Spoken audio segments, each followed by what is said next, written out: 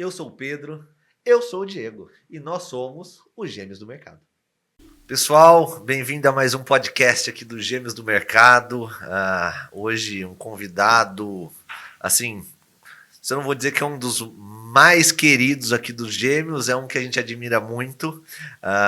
Você apresenta, irmão, eu apresento. Não, como você é o mais velho, você tem o direito de apresentar, porque você é sumidade. A dica aqui é que eu já até tô mudando de time de futebol por conta desse nosso entrevistado. Mas antes, vamos lembrar, só para você não cometer a mesma gafe das outras, irmão. Você lembra que a primeira pergunta, nosso convidado tem que saber quem que é Pedro e quem que é Diego. Vamos ver se ele acerta. Essa deve ser a pergunta mais difícil do podcast. É o convidado saber quem é quem. A gente vai fazer essa pergunta. Então, ele já tá tímido aqui do meu lado. Pode apresentar. Pessoal, hoje aqui com a gente, Paulo Silas, ex-jogador do São Paulo Futebol Clube, hoje é apresentador da ESPN, uma carreira fantástica.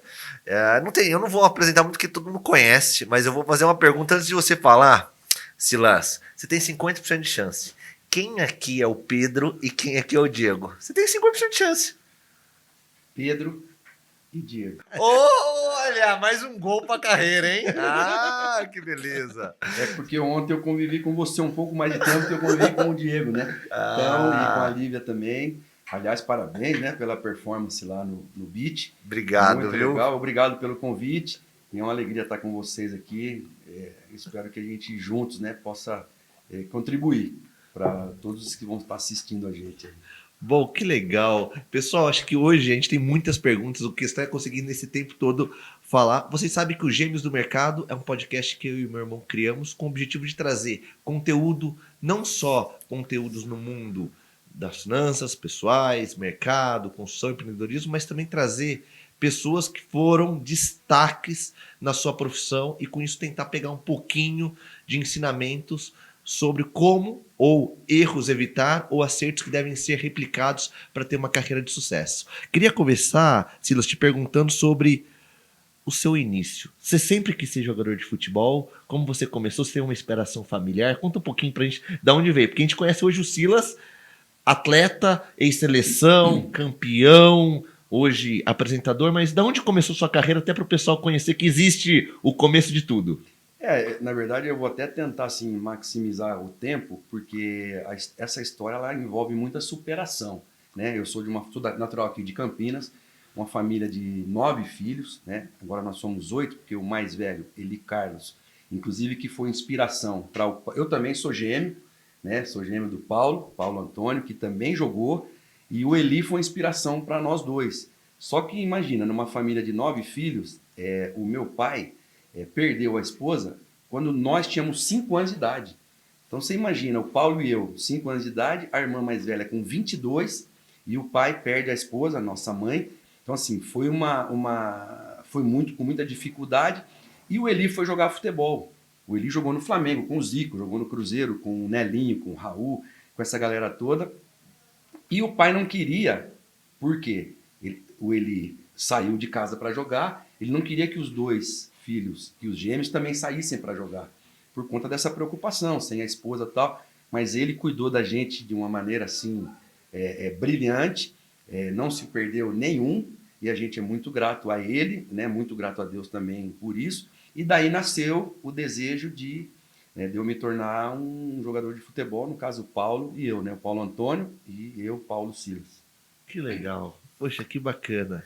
Você já contou uma curiosidade que eu ia perguntar. Você é gêmeos. Ser gêmeos, porque aqui pra gente, né, nos outros podcasts, a gente conta, né, como é que a gente faz tanta coisa, como consegue empreender. Eu brinco que eu não sou um só, eu sou 2. Sim. Ser gêmeos te ajudou? Ser gêmeos te deu alguma vantagem ou te deu mais coragem? O que ser gêmeos para sua carreira foi importante? Teve uma diferença? Vocês são univitelinos, né? Univitelinos. No caso do Paulo e eu, nós somos bivitelinos. Inclusive o Paulo é até um pouco mais escuro do que eu. E no caso de vocês dois, e no meu caso também, a mãe, quando a gente nasceu, ela deu à luz. O Paulo, quando nasceu, deu um curto-circuitozinho lá, queimou um pouco o negão. Ele ficou um pouco mais escuro, entendeu? Mas, cara, ser gêmeos é muito bom. A gente se curtiu muito a vida toda. Hoje ele é manager no Flamengo de Guarulhos, ele cuida de todas as categorias lá. Tá casado também quase no mesmo tempo que eu, 37 anos, 2 filhos lindos, neto também, o Miguel. Então, assim, a gente se dá muito bem. Pena que ultimamente, por conta de trabalho, tanto o meu quanto o dele, a gente não está conseguindo estar muito tempo junto. Mas o Paulo tem um coração maior do que a cidade de Campinas. Silas, assim, o Diego começou falando, né, que a gente sempre traz pessoas de destaque. Muita gente está assistindo a gente, né, e é natural do ser humano você só ver o final, o resultado, né? Puxa, não, foi fácil a sua carreira. Que dica que você dá hoje, por exemplo, para quem quer, principalmente na sua carreira, né, no ramo de futebol ou empreender em qualquer área, para ter sucesso mesmo? Que dica que você, nesses anos todos, né, com essa bagagem sua de vida, que dica que você pode dar para o jovem que está começando na sua carreira, seja de futebol, negócios, engenharia, enfim?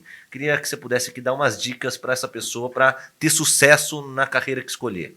A primeira dica que eu diria assim, ou que eu daria, antigamente, o cara que tinha o QI lá em cima, ele era melhor remunerado, ele tinha as melhores posições nas empresas, ele era o cara. Anos 1990, ali apareceu o Daniel Goleman com a inteligência emocional. Então aqui nós temos o QI, nós temos o QE, e há uns 7 anos atrás apareceu uma cientista, o nome dela é Dana Zohart, ela apareceu com a inteligência espiritual. Então a dica que eu daria, não basta só o cara ter o QI elevado se ele não souber lidar com as emoções. Porque a emoção, na verdade, a gente aprende a lidar com ela. Se tiver um pitbull numa rua, você sozinho com ele, você não sabe qual vai ser a tua reação. Mas quando você aprende a lidar com a emoção, você já tem um equilíbrio entre o QI, entre o que é, mas aí entra a inteligência espiritual, que é onde o cara consegue ter equilíbrio, sabe, na mente, ele consegue ter equilíbrio nas emoções, mas ele consegue ter equilíbrio também no relacionamento dele com Deus. Então eu acho que partindo daí, a chance de você conseguir ter sucesso em tudo que você empreender aumenta. O Ricardo Rocha, ex-companheiro meu de seleção brasileira, campeão do mundo, inclusive, jogou aqui no Guarani. Quando ele fala para jogador de futebol, ele fala assim, que todo jogador de futebol tem 3 tias. Tia Lisa, tia Romba e tia Tola. Que é um tal de tia pedindo dinheiro. E às vezes o cara não sabe lidar com isso e descapitaliza, é verdade. Essa é a verdade. Porque acha que vai jogar a vida inteira e não. Carreira de um atleta de futebol são 15 a 18 anos. Não é igual um cantor ou uma outra profissão, um médico, por exemplo, quanto mais idoso, mais experiente o cara fica. Não, atleta de futebol, 15 a 18 anos, você tem que fazer esse dinheiro que ganhou nesse espaço render para os outros 55, 60 anos. Que ali, média de vida de idade de um brasileiro, hoje são 80 anos, 85 anos. Nesse outro, ou seja, o cara ganha 100 mil reais por mês, que a gente considera um salário top. Se você subdividir pelos outros anos de vida que o cara vai ter, já não são 100. Já baixa para 30, 29. E se o cara ganhar 50? Baixa para 15. Se o cara ganhar 25, já baixa para 7 Ele mil. acaba tendo um custo de vida alto nesse Não, começo, aí né? Porque ele acostuma com coisas boas. A mulher vai ter Louis Vuitton, vai ter Chanel, quer comer no coco bambu, quer comer no fogo de chão, quer comer não sei o quê. O cara quer ter Rolex, Cayenne, Porsche, Mercedes, o dinheiro. E não estamos nem falando dos gastos do dia a dia, hein? Escola para filho, saúde, casa, os impostos que a gente tem que pagar. Então, assim, vive com 30% e economiza 70%. Quando você parar de jogar, você vai ter um dinheiro para o restante de tempo de vida que Silas, eu queria até aproveitar, eu ia fazer outra pergunta, mas continuando nesse assunto, hoje o problema do brasileiro, e eu acho que o jogador de futebol, por da maioria vir de uma origem mais humilde, educação financeira eles não têm. Então essa questão, mesmo ganhar 100 mil ou 1 milhão, a gente aqui na empresa, na Miura, a gente cuida de patrimônio de pessoas, desde pessoas muito abastadas ou pessoas que estão começando a fazer sua organização, né? Sua reserva. E eu falo, aquele que tem mais sucesso não é o que tem mais. É aquele que tem um mínimo de educação financeira. Eu acho que você que acompanha jogador, já tem experiência, acho que essa questão da educação financeira é crucial e a maioria nem tem, não é verdade? Totalmente. E quando você olha para as estatísticas, e essas estatísticas não são só futebol brasileiro, envolve basquete americano também, 65% dos atletas não têm um diploma de graduação escolar e nem habilidade para trabalhar no mercado. Ou seja, se não receber uma ajuda de alguém com alguma coisa relacionada ao futebol diretamente, o cara não sabe fazer outra coisa. 78%, ou seja, quase 4 de cada 5 estão falidos, divorciados e desempregados 2 anos depois que se aposentam. Ou seja, numa carreira Nossa. que dura 15, 18 anos, o cara tem que ser melhor do que alguém todo dia, tem horário para acordar, horário para dormir, trabalha no calor, no frio, muda de país, muda de cultura, muda de idioma, muda de clima, e em 18 anos fazendo isso. 2 anos depois que ele para, ele perdeu tudo. Perdeu o casamento, perdeu o dinheiro e não sabe, e está desempregado. Então, assim, são números tristes. Eu pude falar no Fortaleza, no Ceará, os clubes que eu passei, e apresentei uma planilha para eles. Essa planilha financeira que eu falei aqui. Vive com 30, guarda 70, sabe? Entenda que você tem um tempo de carreira. Não é um médico que vai ganhar sempre. Não, 15 anos. E a questão do casamento, por que está nessa estatística? Tem cara que tem 3, 4, 5 casamentos, não há dinheiro para pagar pensão e cadeia, né? Ou seja, o cara não pagou, o cara tá na cadeia. Ou seja, e a gente vê não só quem não ganhou, a gente vê muitos jogadores hoje, os exemplos estão aí na mídia, né? Alguns casos, não vou citar até questões de ética, mas que muito dinheiro, e um deles, pelo menos, vai pegar aí no mínimo de 10 a 15 anos de cadeia por conta de assédio, outras coisas, né? Que Como estão tudo, fora. a gente fala, a gente só olha o lado bom, mas tem que olhar o lado ruim e a realidade disso daí. Eu queria aproveitar, mudar um pouco do assunto, mas ainda mantendo no futebol, Silas. Eu queria fazer um paralelo. Hoje, com o mercado de empreender e quem trabalha. Muita gente, a vida inteira, fala assim, não, eu não sei empreender, eu sou seletista. Eu sei ser um bom empregado, mas quero empreender. Eu queria fazer um paralelo com você, porque você já foi empregado, ou seja, só jogador, mas também já foi gestor, já foi técnico. Sim. Então você já teve dos dois lados, um como ser comandado e outro comandar uma equipe ou montar um time. Eu penso assim, hoje eu nasci como um assessor de investimento, depois hoje eu faço a gestão de uma empresa. Qual que você acha que deve ser mais fácil, ser gerido ou gerir pessoas? E que dica que você dá para aquela pessoa que hoje está subindo na vida, hoje está gerindo uma pessoa com pensamentos de técnico? No caso do jogador, é mais fácil você ali ser gerido. Por quê? Porque você tem as suas funções, depois você associa as suas funções a do teu lado do campo, onde você joga. Eu era meia direita, então era eu, lateral direito e o ponta direita. Eu, o volante e o meia esquerda. Então você tem as sociedades dentro do campo, mas fica mais fácil, porque tanto a vitória quanto a derrota ela é dividida com todo mundo. Quando você vira treinador, eu joguei 21 anos de futebol, depois fui 11 anos técnico de futebol. Você passa a ser gestor de pessoas de 17 anos, que é o caso do Hendrick hoje, do Palmeiras, convocado para a seleção brasileira, e você tem cara com 35 anos, já com filho. Então, assim, você tem os começando, o do meio da carreira e o que está terminando.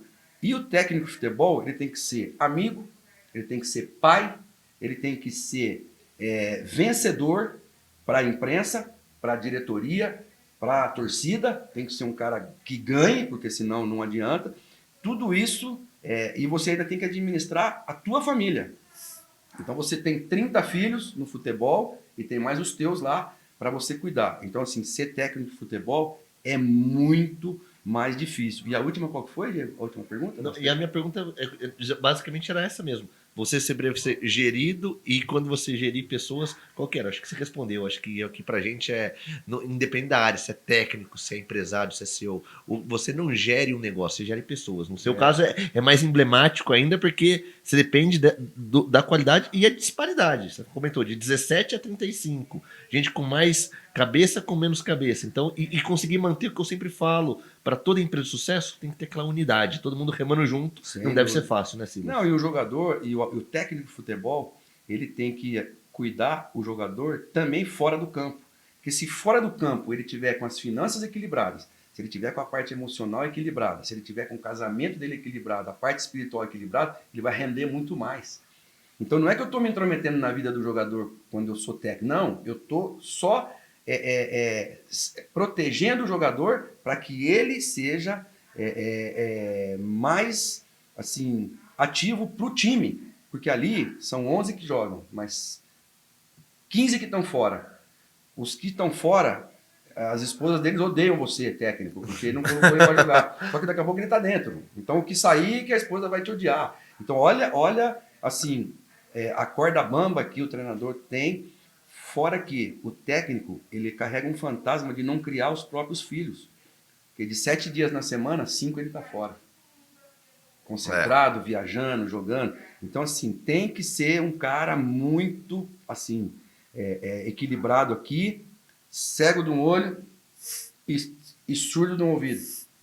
Para não ver tudo, não escutar tudo, ainda tem que ter estômago para aguentar, porque o jogador dormiu mal, jogou mal, você não sabe que ele dormiu mal porque brigou com a namorada, dormiu mal porque está com uma lesão e não contou para ninguém e fala assim, se eu não jogar amanhã, eu vou sair do time, então vai ser um jogo mais ou menos tranquilo, eu vou pro jogo do jeito que der e aí no outro jogo eu me recupero. E ele arrebentou com você, treinador, com os companheiros.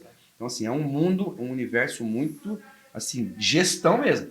De gestão mesmo. E sem falar que 2% ganham dinheiro para ter a vida financeira assim garantida. Impressionante. Deixa eu, Odi, aqui me permite. Você é o mais velho, descontrair você um já pouco. sabe que você Conta, você eu manda. quero uma curiosidade sua. Você chegou no auge, jogou na seleção Era brasileira. isso que eu ia perguntar, ainda bem. Transmissão de gente. pensamento. Eu ia fazer essa pergunta agora. Me conta, assim, eu imagino, né? Representar o seu país. Deve ser, assim, o auge de orgulho seu, né? Ou da pessoa que veste a amarelinha.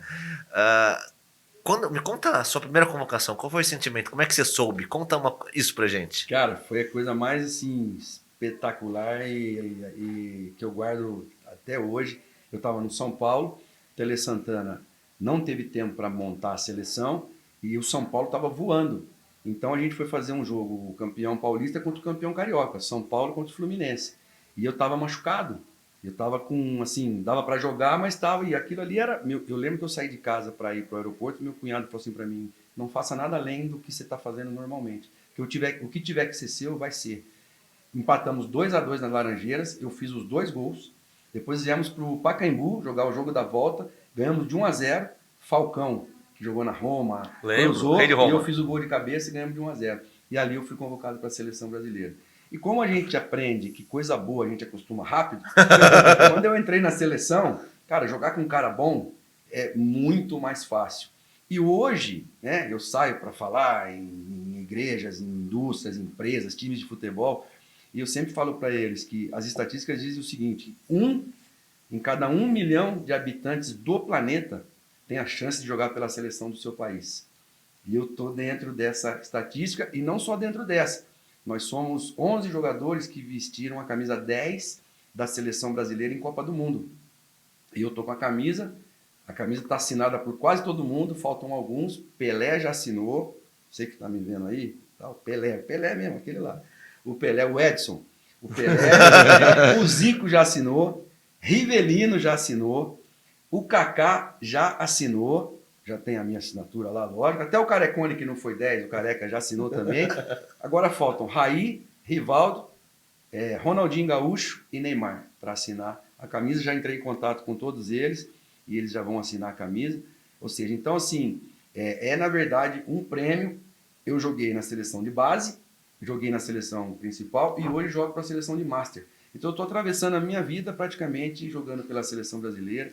Não é só uma bênção de Deus, como também é uma honra você poder servir a seleção do seu país. Não, agora não. Deixa eu tietar que a gente não vai ter tempo. Você comentou que chegou na seleção brasileira. E jogar uma Copa do Mundo?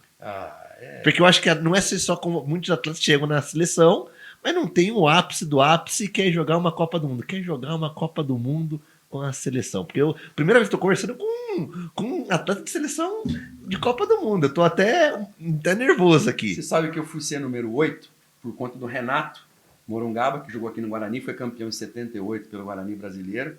E eu fui ser número 8 por causa do Renato. O Renato hoje é meu amigo, tudo. E aí eu sou convocado para a seleção brasileira. E eu só queria ver o Zico. Eu não queria saber da seleção brasileira. Eu queria ver o Zico, Eu só vi o Zico na televisão. E o Zico é forte assim, fisicamente. E a televisão é aquele quadrado. Você não consegue... Tem a dimensão, né? Na época eu não pesquisava a altura, nada. Eu falei, cara, o Zico deve ser grandão pra caramba, deve ter 1,80m, pra 90 e tal. E eu cheguei lá no Hotel Intercontinental no Rio, comprei a melhor roupa que o meu dinheiro pôde comprar naquela época. Que legal. Eu fiquei endividado. Quando eu chego lá que eu entro, quem é o primeiro cara que eu de terno, cara? O Zico com uma camisa xadrezinha. Eu falei, pô, mas não é festa junina nem nada. Tá com essa camisa xadrez. De mocassim, uma calça jeans, assim, desbotada. E eu olhei assim, primeiro cara que eu vi, ele veio, estendeu a mão para mim assim, falou, parabéns, foi muito merecida a sua convocação. Nossa, eu quase caí para trás, cara. Mas eu fiquei decepcionado. Eu achei que eu ia ver um cara grandão, aquele cara pequenininho. Mas depois eu vi que ele não era só grande como jogador, grande como pessoa. A gente conviveu junto em 86. Ele era o 10, eu era o 20. Quando acabou a Copa, ele falou assim, o cara perguntou para ele quem é o substituto da camisa 10 do Zico. Ele falou Silas. E em 90, a camisa 10 fui eu. Então, assim, 4 anos depois... E, cara, assim, dá vontade de chorar quando eu lembro, porque a emoção foi gigante. Nossa. Mas eu queria ver o Zico, eu tava nem aí pra seleção. É questão do ídolo, né? Como é importante as pessoas, eu acho que as pessoas têm que ter ídolos na vida. E é um cara que, se eu pegar o telefone agora e ligar, ele atende o telefone. Sim, é fora da curva, é outro tipo de... Sabe? Por isso que ele é tão grande, sem ter sido campeão do mundo, hein? É verdade. Você imagina se ele tivesse sido campeão do mundo. Silas, e conta alguma história engraçada de seleção, vai? Você deve ter algumas, vai. Ah, ele nem conta história engraçada, né? Não, acho que não. Eu acho que não é. Conta alguma pra De gente, vai. seleção brasileira, Tem alguma deixa eu que você lembrar. gosta? Ah, tem aquela... Aí já, você vai deixar ele em maus lençóis aqui, irmão. Não, tem aquela do... Ia jogar um time aqui do Brasil contra o time que, assim... Vou falar, vai, é o Vitória da Bahia, ia jogar... E aí tava o presidente conversando com o treinador lá e tal, e os dois estavam meio preocupados, porque o adversário era time muito forte e tal. E tinha um cara que trabalhava lá no clube que ele era macumbeiro, ele ia fazer uns trabalhinhos lá, tal, não sei o quê. E ele viu o presidente e o técnico, a aflição dos dois.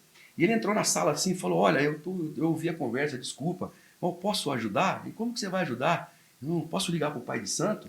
Pode, pô, liga lá. Aí tal, não sei o que, ligou, tal. Jogo no outro dia, 3-0 para o adversário. Aí o presidente chamou o cara e o treinador. Pô, você não falou que o Pai de Santo ia ajudar? Ele falou, não, ajudou. Ajudou como? Tomamos 3-0. Ele falou, não, era para ter sido 6. Era para ter sido 6, ficou barato. Ai, olha, eu vou falar pra você, viu? Posso perguntar agora? Pergunta, Posso. vai. Não. Já que eu não posso falar, é um podcast que só o irmão mais novo fala, mas tá bom, pode falar, vai. Hoje o Caçula tá tietando. Deixa que o tá Caçula bom, tá tá tietando. Silas, a gente falou agora do futebol e você comentou que existe uma vida após o futebol. E a gente acabou nos conhecendo, não você na época que você era atleta, mas você também hoje como empresário com outras atividades. Fala um pouquinho para você do que foi essa mudança de chave, porque eu acho que uma coisa é você ser um atleta de alta performance, viver sendo focado num algo, depois que termina, conseguir dar a volta por cima mentalmente e ser empresário. Conta um pouquinho do como está a sua vida como hoje empresário, comentarista, a vida pós com o futebol, né? Viver junto. Isso é muito legal, porque às vezes a pessoa está assistindo a gente aqui, eu acho que um fator a ser considerado é a questão da idade. Cara, hoje eu estou com 58 anos. Então a vida de técnico ela é muito boa, mas ela tira você da família. E o Carlos Alberto Parreira, campeão do mundo em 94 com a seleção brasileira técnico, ele falou para mim, Silas, a vida de um técnico são 30 anos dividido em 3 etapas, 10 anos cada uma. A primeira é a do trabalho. Então você é jovem, onde aparecer vai. Apareceu na África, vai. Apareceu na China, vai. Apareceu no mundo árabe, vai. Estados Unidos, vai aprender. Vai aprender a lidar com um diretor ruim, com um diretor bom. Vai aprender a ficar casca grossa. Então vai aprender a morar sozinho, sabe, enfrentar, tática, papapá. A segunda é a do sucesso.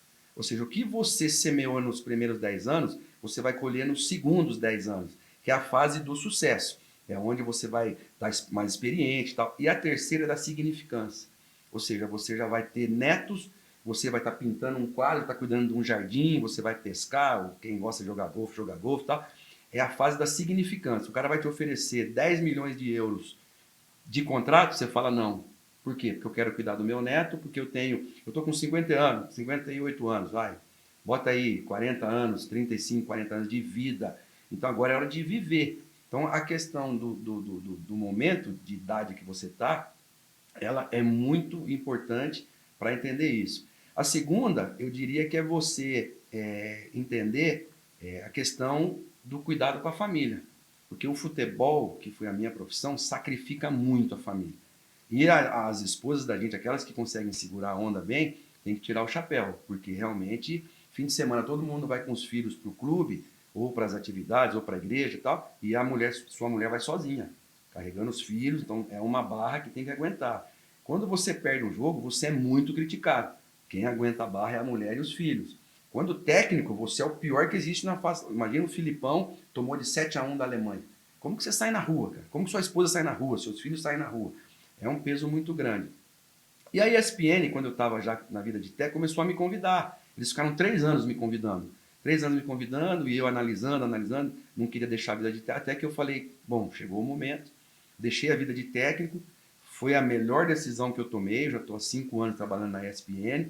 Depois, por conta assim, de uma casualidade, eu diria, a gente trabalha com o setor elétrico de energia e um hotel, a gente ofereceu para eles, a gente fechou com esse hotel e o meu sócio, né, que é o Luciano, falou assim, por que você não trabalha com a gente? Aí a gente começou a trabalhar no setor elétrico, trouxe o Natan comigo, que é o meu filho mais velho, de 33 anos, ou seja, a melhor coisa é trabalhar na ESPN, trabalhar com o setor elétrico e com o filho junto. Vocês têm um privilégio gigantesco. Trabalha com a esposa, trabalha com o irmão gêmeo, trabalha com a irmã. Cara, isso é maravilhoso e pouca gente tem essa possibilidade.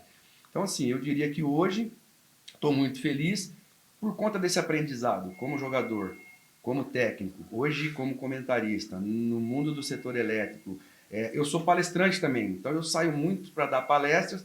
A minha palestra chama Como Transformar Sonhos em Metas, ou seja, o sonho é algo que está no universo do pensamento, a meta é quando você traz para o dia a dia.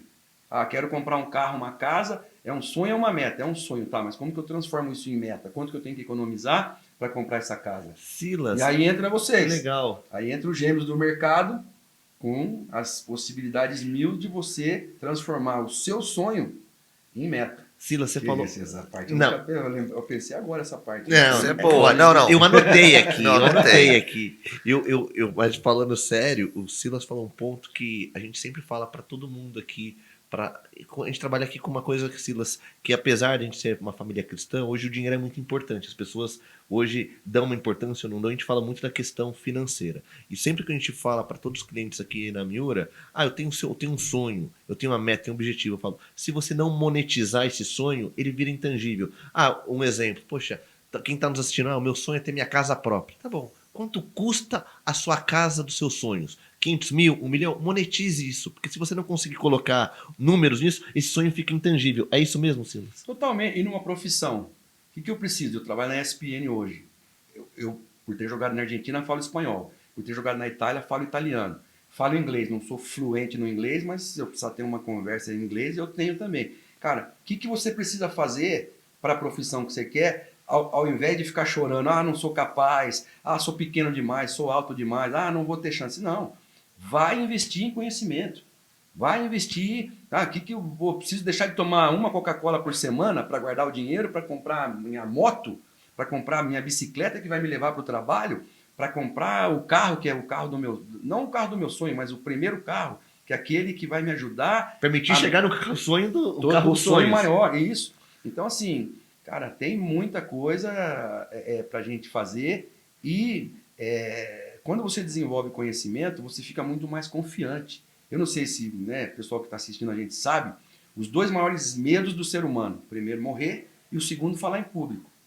O segundo é dar um microfone pro cara, falar, vai lá na frente, aí a pupila dilata, o sangue vai para os músculos maiores, coração dilata, vem taquicardia, o coração começa... E o cara não consegue. Mas aí, à medida que você começa a trabalhar isso, lidar... adquirir conhecimento, você vai ficando mais confiante para quê? Para fazer aquilo que você domina. E, cara, dominou a questão financeira, conseguiu economizar, tem o dinheiro para fazer isso, aquilo, a chance de dar errado é muito pequena. Silas, assim, um resumo do nosso bate-papo, né? E eu acho que é muito legal quem acaba assistindo aqui o Gêmeos do Mercado.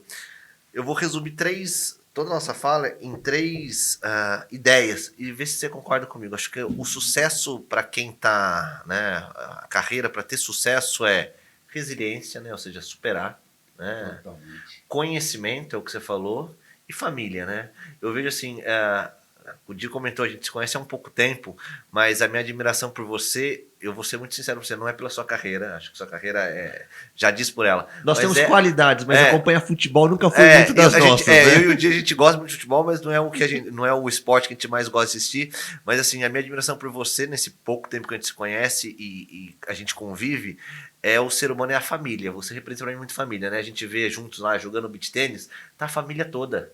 Tá você, tá a esposa, tá os filhos, tá cunhado, tá sobrinho, tá netos. Assim, eu acho que a família, pra mim, é base pro sucesso, né? Então, eu queria só se realmente se é isso mesmo, né? A superação é o conhecimento e a família, e claro, Deus, né? A gente não tem como tirar isso, né? Né? Mas é isso, não é? Não é a minha carreira. A minha maior vitória é a minha família. Sabe? Tem luta? Tem. Casamento é difícil? É. O mais novo perguntou pra mim, pai, quanto que custa pra casar? Eu falei, tô casado há 37 anos, ainda tô pagando. Bom, viu, irmão? Meu irmão caçula vai casar também. Então, perguntou pra mim, Mas eu acho que é o melhor prêmio, é você chegar no fim da sua vida e poder bater no peito e falar, não, a carreira foi boa, agradeço muito, né? Óbvio, a gente tem que ser grato por isso.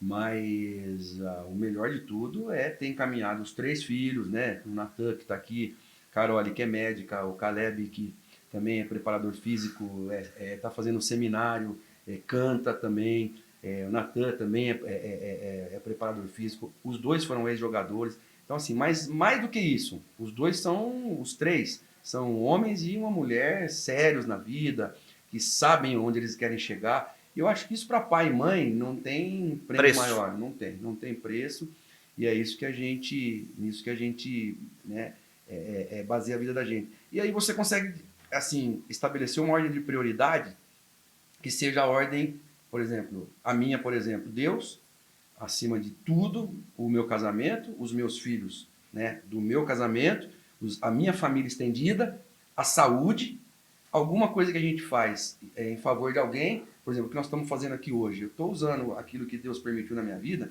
a minha carreira, a minha experiência, para ajudar alguém. Então, quando a gente oferece os dons em favor de alguém, não é só dinheiro, não. Experiência também, expertise, que é o que vocês estão fazendo aqui através do Gêmeos do Mercado, a gente está diretamente ligado com Deus. E, por último, mas não menos importante, o trabalho. Errado é colocar o trabalho acima até de Deus. Muita gente faz isso. Mas não, o trabalho ele está lá no lugar dele, não é menos importante, mas ele só está no lugar dele. Então, quando a gente consegue estabelecer essa ordem de prioridade, eu acho que fica mais fácil a vida, né? Sim, gente, assim, tive uma aula. O Silas, assim, para quem conhece mais da intimidade, é uma pessoa extremamente engraçada. Eu achei que esse podcast aqui a gente ia dar mais risada, mas é tão gostoso a gente poder aprender e trazer realmente. Porque o podcast é para isso, trazer pessoas que se destacaram e fazer. Silas, aqui realmente foi para mim. É uma inspiração, ver você falar, assim, a gente é jovem ainda, né? Eu me considero jovem, tenho 37, e o Diego, que é gêmeo meu, também tem 37. Mas era para ser um assunto descontraído. O Silas, quem conhece na intimidade, conta inúmeras piadas, assim, é gostoso, é leve, é divertido, e o podcast ia ter um pouco disso, mas assim, não tem como não aproveitar o conhecimento, o que Silas tem para mostrar pra gente, ensinar. Porque eu acho que assim, quem está assistindo, né, tem coisas legais para ver divertir, mas é que o Gêmeos é realmente trazer essas inspirações e esses ensinamentos.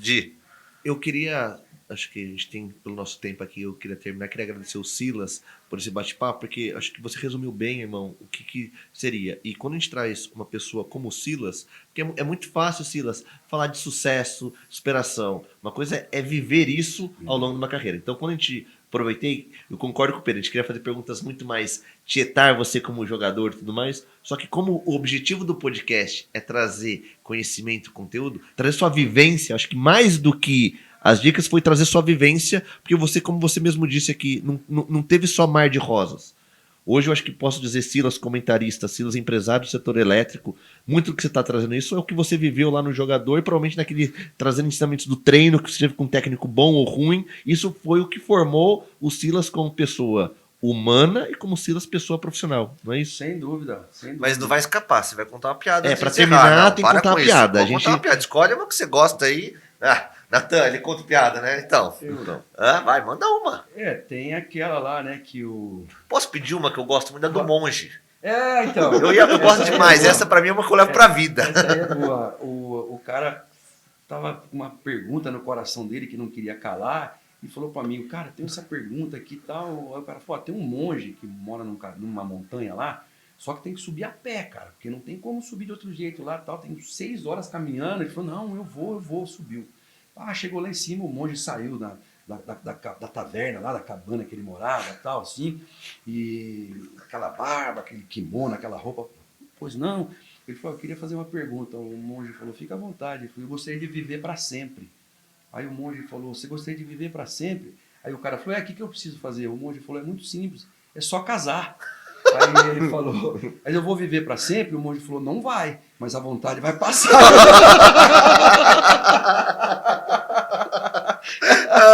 Mas ó, tá terminando? Tá terminando. Agora sério, se a gente conseguir. Quando você planta um pensamento, você colhe uma ação. Então, se você plantar um pensamento positivo, obviamente que você vai colher uma ação positiva. Quando você colhe uma ação positiva, você começa a semear no hábito. Porque de tanto certo que deu, aquilo passa a se tornar um hábito para você. Então, você semeia no pensamento positivo, você colhe uma ação positiva. Aí você semeia no hábito, você colhe no caráter. Ou seja, aquilo passa a ser você. Quando você semeia no caráter, você colhe no destino. Então não tem como dar errado. Então se você plantar um pensamento positivo, tá calor no futebol. Aí o cara fala assim, tá muito calor, não vou jogar. Eu falo, tá calor para nós, imagina para eles. Você já mudou um pensamento negativo em positivo. Cara, se tá calor para nós, imagina para eles, não vão aguentar correr. Aí você transforma aquilo numa ação positiva. Deu certo, qualquer dia que tiver calor, aquilo virou hábito. Você fala, cara, semeei no hábito, deu certo, aquilo vira um hábito para você. Não tem tempo ruim. O campo tá ruim para mim, tá ruim para ele. Tá frio para mim, tá frio para ele. A situação tá difícil para mim, tá difícil para todo mundo. Vamos para frente. Aí aquilo você transforma em caráter. Quando você transforma aquilo no caráter, aquilo passa a ser você. O destino não vai ser casualidade. O destino é uma certeza que vai dar certo. Então, é isso. Ou seja, é uma espiral do sucesso. Uma espiral do sucesso. Gente, não tinha um jeito melhor de terminar esse podcast com o Silas, agradecendo. Então é isso. Pessoal, obrigado por assistir os Gêmeos do Mercado. Encerra? Encerro, claro.